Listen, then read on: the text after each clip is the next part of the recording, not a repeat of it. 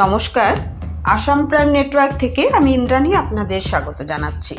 ৭৬তম প্রজাতন্ত্র দিবস উদযাপন উপলক্ষে জনজাতি লোকনৃত্য প্রতিযোগিতা 2025 এবং 47তম ককবরক দিবস উদযাপন হলো ধর্মনগরে। ৭৬তম প্রজাতন্ত্র দিবস উদযাপন উপলক্ষে ধর্মনগর মহকুমা ভিত্তিক জনজাতি লোকনৃত্য প্রতিযোগিতা 2025 ইংরেজি এবং 47তম ককবরক দিবস উদযাপন হলো ধর্মনগরে বিবেকানন্দ সার্ধ শতবার্ষিকী ভবনে। উক্ত অনুষ্ঠানের শুভ উদ্বোধক হিসেবে উপস্থিত ছিলেন ধর্মনগর পুর পরিষদের চেয়ারপারসন মিতালী রানী দাস সেন।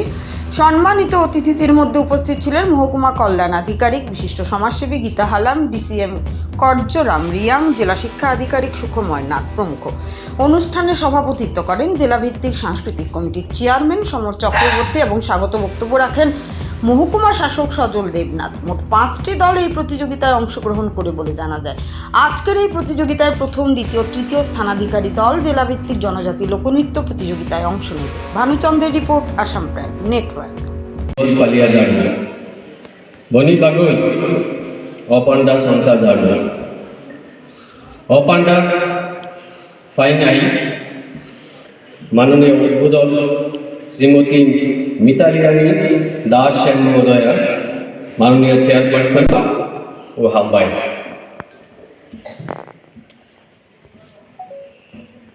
আং সাব ডিভিশনাল ম্যাজিস্ট্রেট ধর্মনগর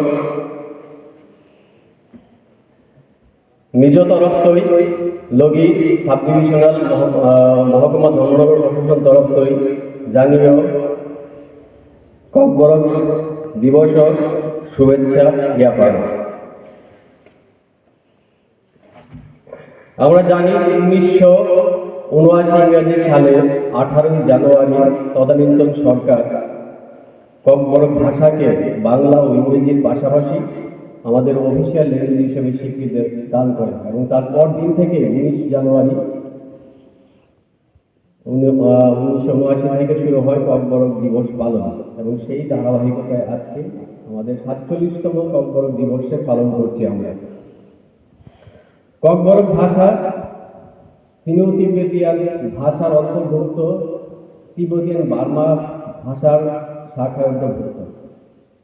এই ভাষায় শুধু ত্রিপুরাতে নয়, ত্রিপুরার পাশাপাশি বাংলাদেশে, নেপালে, ভুটান, মায়ানমার, যেমন এখন মায়ানমারের যে পোর্শনটা এখন রাখাইন অঞ্চল খবরে আছে, ওই অঞ্চলেও ককবরক ভাষাভাষী লোকেরা রয়েছে এবং এই ককবরক ভাষাকে আমাদের বিদ্যালয় শিক্ষার সাবজেক্ট হিসেবে গ্রহণ করা হয়েছে এবং 2015 থেকে আমরা জানি যে 2015 থেকে ত্রিপুরা বিশ্ববিদ্যালয় ককবরক ভাষায় মাস্টার ডিগ্রি করার সুযোগ রয়েছে। 18 থেকে শুরু হয়েছে গবেষণা এবং বিভিন্ন রিক্রুটমেন্টেও এখন ককবরক ভাষার জন্য অনেক স্কোপ রয়েছে।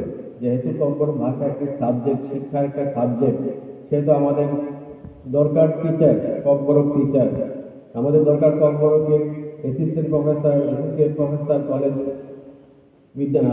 ইউনিভার্সিটি লেভেলে। সেইখানেও ককবরক ভাষায় যারা পড়াশোনা করবে, গবেষণা করবে, তাদের জন্য রিক্রুটমেন্টের স্কোপ রয়েছে এবং একটা শুধুমাত্র ককবরক ভাষায় যারা আদিবাসী তারাই ককবরক ভাষায় পড়াশোনা করবে তা নয়।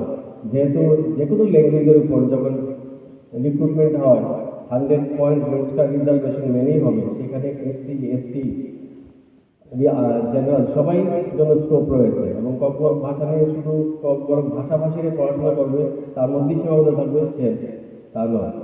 আমরা জানি আগে একটা উদাহরণ বলতে পারি যে আকাশবাণী আগরতলার যে ককবরক নিউজ লিডার, উনিও কিন্তু নিতাই আচার্য, সবাই নাম জানি আমরা ওনার, উনি কিন্তু ককবরক এসটি কমিউনিটি থেকে নয়, উনি একজন বাঙালি।